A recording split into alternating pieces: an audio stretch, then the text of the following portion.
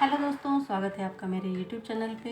अगर आपको मेरी कहानी पसंद आए तो लाइक करें और अगर आप मेरे चैनल पे नए हैं तो सब्सक्राइब करें। जीन्स और टी शर्ट में आकर रितिका ने निशा जी को हेलो आंटी कहा। निशा जी ने भी प्रत्युत्तर में हेलो ही कहा। तभी रितिका की माँ बोली, आंटी के पैर छुओ बेटा।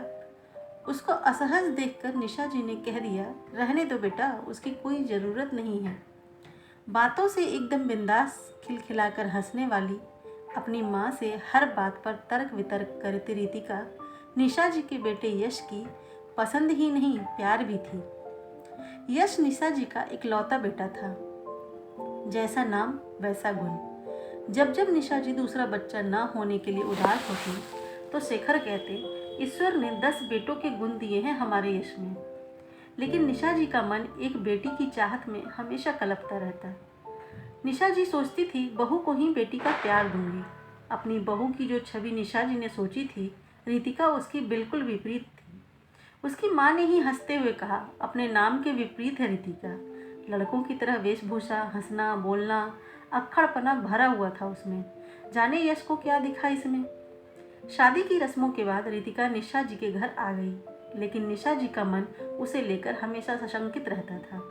मासूम गुड़िया सी बहू लाना चाहती थी वो अपने यश के लिए, पर ये तो हमेशा डर लगता था कि अगर उसे अपने घर के तौर तरीके समझाऊं तो वो मेरे साथ क्या व्यवहार करेगी। निशा जी इन्हीं सब उधेड़-बुन में लगी हुई थी और यश रितिका अपना हनीमून मनाकर वापस भी आ गए।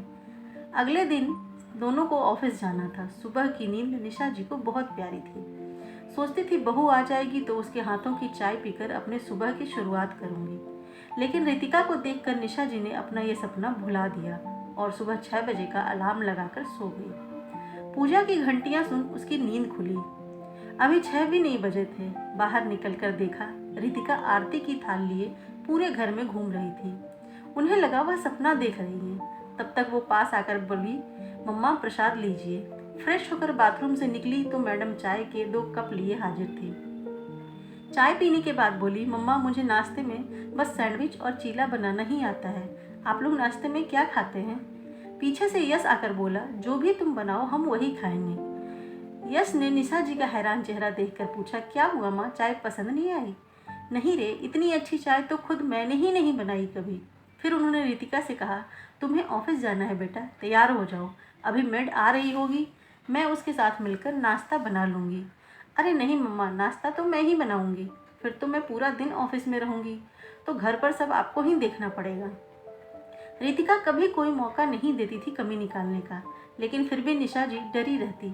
मन ही मन भले ही डर रही थी, लेकिन उसके जैसी बहू पाकर बहुत खुश थी। पर खुशियों को भी कभी कभी नज़र लग जाती है। सब कुछ बहुत अच्छा चल रहा था कि शेखर को हार्ट अटैक आ गया। ऐसा लगा जैसे निशा जी का जीवन ही उजड़ गया। उन्हें आईसीयू के बाहर से देख घंटों रोती रहती। उस समय रितिका ने उन्हें सास से बेटी बना लिया। अपनी बाहों में भरकर चुप कराती, जबरदस्ती अपने हाथों से खाना खिलाती, हर वक्त यही कहती, पापा बिल्कुल ठीक हो जाएंगे। हॉस्पिटल के बिल, दवाइयों का खर्चा इस तरह से देती जैसे उसके अपने पापा का इलाज हो रहा हो। आईसीयू के बाहर खड़ी होकर शेखर को देखती, उसकी नम आंखों को भी देख लिया था।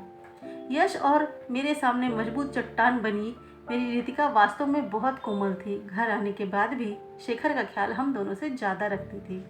अपनी नई नवेली शादी के बावजूद देर रात तक हमारे साथ बैठी रहती। मासूम गुड़िया सी बहू का सपना देखने वाली सास को एक मजबूत बेटी मिल गई थी, जिसका चोला पाश्चात्य था पर दिल एकदम देसी था। आज निशा जी का जन्मदिन था। यश ने कहा, माँ तैयार हो जाइए, आपकी पसंद की साड़ी खरीदने चलते हैं। मुझे कुछ नहीं चाहिए यश, तूने रितिका के रूप में मेरी ज़िंदगी का सबसे बड़ा तोहफा दे दिया है। मेरी भीगी आंखें पोंछकर यश ने पूछा, वैसे है कहाँ आपकी दबंग बहू, जिसने अपनी दबंगई से आपका भी दिल जीत लिया? तब तक रितिका ने निशा जी के गले में अपनी बाहें डालकर कहा, हैप्पी बर्थडे मम्मा, और एक पैकेट पकड़ाते हुए कहा, ये दुनिया की बेस्ट मम्मा के लिए। पैकेट खोलकर देखा तो उसमें कांजीवरम साड़ी थी, बिल्कुल वैसी ही जैसी निशा जी हमेशा से लेना चाहती थी। उनके आश्चर्यचकित चेहरे को देखकर बोली, वो जब आप रेखा की तस्वीर गूगल पे सर्च करके घंटों देखती थी, तभी मुझे समझ में आ गया कि आप उनकी तस्वीरों में देखती क्या है। अपनी जोरदार हंसी के साथ उसने फिर से उनको गले लगा लिया। खुशी में बहते आंसुओं को पोंछकर उसने कहा, एक माँ की दिल की बात एक बेटी ही तो समझ सकती है ना मम्मा। हाँ, रितिका साड़ी सूट बहुत कम पहनती है। वो हर रोज़ उनके पैर भी नहीं छूती। उसकी आवाज़ भी धीमी नहीं है। उसे घर के काम भी नहीं आते। रोटी तो भारत के नक्शे जैसा बनाती है, और जब गुस्साती है तो उफ, पूछिए ही मत। वो एक आदर्श बहू की छवि से बिल्कुल जुदा है, लेकिन मेरे लिए सबसे खास है। तभी तो शेखर कहते हैं, आदर्शों पर नियमों पर पड़ गई भारी, सबसे प्यारी बहू हमारी। दोस्तों, अगर आपको ये कहानी पसंद आई हो तो लाइक करें, और अगर आप मेरे चैनल पे नए हैं तो सब्सक्राइब करें। धन्यवाद।